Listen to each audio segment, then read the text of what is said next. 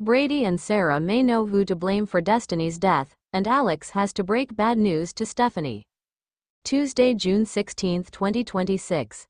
Today on Days of Our Lives, Brady and Sarah may have hit a breakthrough. Kate confronts Marlena and Alex has to be the bearer of bad news. Stephanie gets to the hospital for her appointment with Marlena, stopping to check in with Kayla.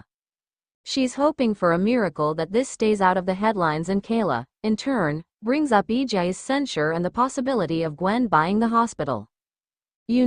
Just an average day in Salem. Sarah and Holly chat in the hospital before the teens' weekend getaway, and it's clear Sarah has no idea the boys are going along. Holly mentions her antidepressants and Sarah warns her not to drink because antidepressants and alcohol don't mix. Kayla joins Sarah to ask about Destiny. Sarah doesn't know what went wrong, but she's determined to find out why she died. How much trouble is Titan in? Alex looks for Joy at the pub, only to find Kate, who then muses that Stephanie's shooting story blowing up in the press could be good for her flailing mystery novel. Alex, shockingly, insert sarcasm here, hates that idea. Speaking of cutthroat, Alex asks about the lawsuit and Kate admits she set the whole thing up, but she's got bigger problems. Alex disagrees, pointing out the Damaras can come after them now, but he has bigger problems, too.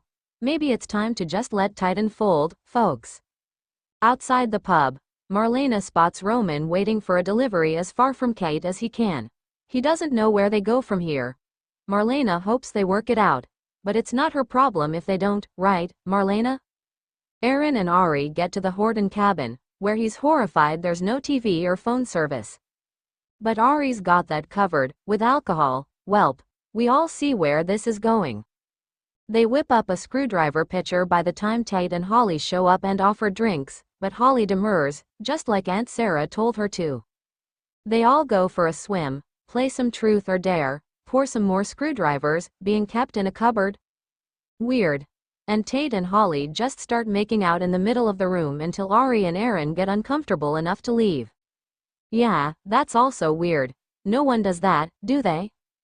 Marlena assures Stephanie at her session that she's doing everything right and everything she can to feel safe and secure. Steph, though, feels like her judgment is off, and it has always been. Jeremy, Ford Decker, if you forgot who he is, we've got you covered here. Everett. Why does she keep making terrible choices? Marlena suggests Stephanie might have attachment wounds after experiencing abandonment as a kid. It wasn't intentional, but there was her kidnapping as a baby and Stephanie's dad being dead for 16 years. But Stephanie is brave and loved, and she will make it through this. Alex visits the hospital next, to tell Kayla about Joy's ultimatum. While they both know Stephanie would never hurt the baby, Kayla understands where Joy's coming from. But he has to tell Stephanie. Luckily, she's in a much better frame of mind as she joins her loved ones after her session with Marlena, or unluckily, this won't be pretty. Brady and Sarah go over Destiny's bloodwork at the pub. It was mostly normal, but had low-level chlorophyll. That's how closed captioning spelled it, folks, and no, it does not look like a real painkiller, just like her sister had in her body when she died, but it's not lethal levels. Sarah's sure the same thing killed Destiny and her sister. Maybe the drugs were tainted with something they didn't test for. And if that's the case, there could be more out there and more victims. Right now, Sarah's hoping Liam has answered. Luckily, Brady found them fast. Liam and his son moved in with Charlie in Brookville, and he seems flush with surprise money. Which, combined with Destiny's death, is suspicious as hell. Thanks, Gabby. Brady worries Liam could be dangerous, so he's going with Sarah to question him. Marlena brings Kayla some coffee, who thanks her for all her help with Stephanie. Then Kate shows up and ruins the party. She and Marlena head into the doc's office, and it doesn't take long for the claws to come out. But Kate owns up to screwing up, and Marlena responds, "As much as I hate you right now, I must say, I believe you." Out in the square, Stephanie tells Alex how relieved she is that Joy's being so understanding. About that, Alex breaks the news.